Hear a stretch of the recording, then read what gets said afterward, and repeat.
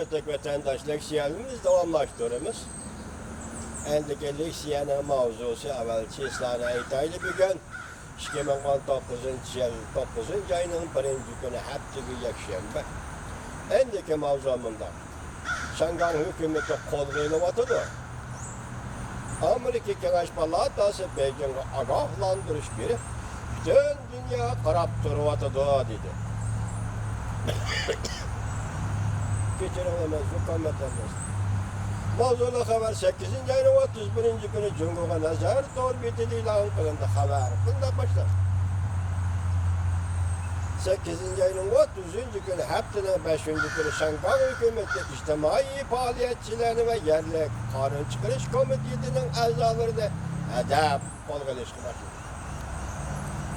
Amerika Qo'shma Shtatlar Davlat Majlisi Kengash Palatasining 2 nafar raisi ve Devlet Meclisi a'zolari orqa-orqadan Beijingni ayıplab namoyish qilayotgan Shanghai xalqini qo'lladi.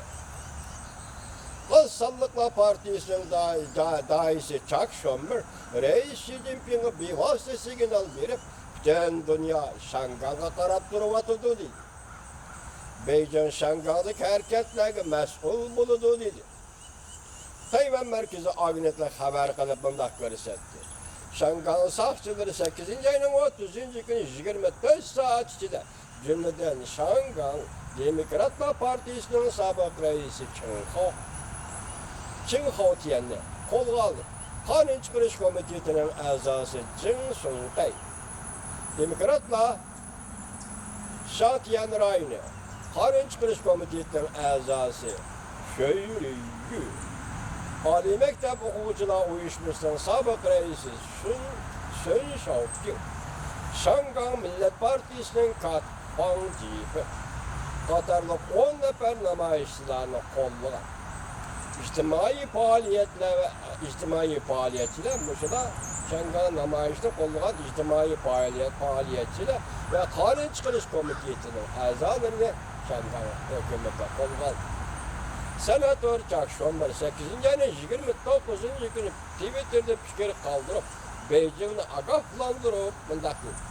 Agar Jungoning bexatarlik qismlari Shanghai namoyishchilarini bostiradigan bo'lsa, kelib chiqadigan oqibatga Jungo Kompartiyasi mas'ul bo'ladi. Alash, ya'ni gap bunday bo'ldi. Agar Jungo Kompartiyasi Shanghai namoyishchilarini bostiradigan bo'lsa, kelib chiqadigan oqibatga Jungo Kompartiyasi mas'ul bo'ladi deb ko'rsatdi. Arqa-arqadan Twitter'da fikr qoldirib, Shanghai hukumatining qo'lga olish harakatini aybladi. Chuck Schumer Twitter'da bunday dedi. Jungo Kompartiyasi Shanghai'ni tizginlashni kuchaytiryotidi. Demokratiyani bo'g'ib tashlayotidi. Buna ait rahmisiz ve mustabid bir hükümetin ümitsizlik işini kılavatkan hareketidir. Dikkat vatandaş.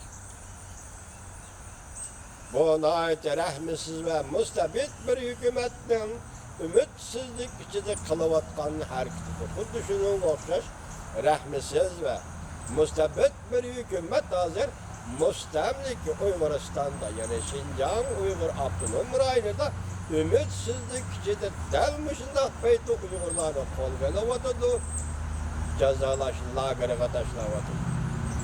2 oydan beri Shanghai xalqi ko'chalarga chiqib, o'zining demokratik huquqlarini ko'krak kirib bo'g'ladi, qo'llayotidi.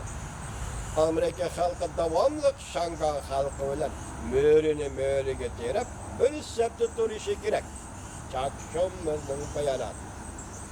Senator Chuck Schumer bunday ko'rsatdi. O'xshashmagan ko'z qarashchilar qo'lga olish harakatlari hargizmi kuch chayganlikdan simvoli emas. Faqat ojizlik va vahima ichida qolganlikni ko'rsatib beradi xolos. Bostirishning qo'lga olishning bu chayganligining simvoli yoki alomati emas. Faqat ojizlik va vahima ichida qolganligini ko'rsatib beradi xolos. Kompartiya Shanghaiga bergan va'dasini yenib oldi. Bu negizde kişilik hukukni hürmet kılmaganlıktır. Takşam bir en ahırda Reis Xi Jinping'e söz eytip berip mındak dedi. Bütün dünya Şangang'a qarap durup oturdu. Çünkü Kompartiya Şangang'da kılıvatkan, itivatkanlarına mesul bulundu. Takşam bir yana bir fikirde mındak görsetti. Kengaş palatası dem eleştin kayıt gelgenden keyin Asallık Partiyanın daisi Makkavul naiti tezlik bilen Şangang'ın kişilik hukuk ve demokratiya kanun layihasini muhakeme kılışkı ve bilet taşlaşkı yollayışı lazım.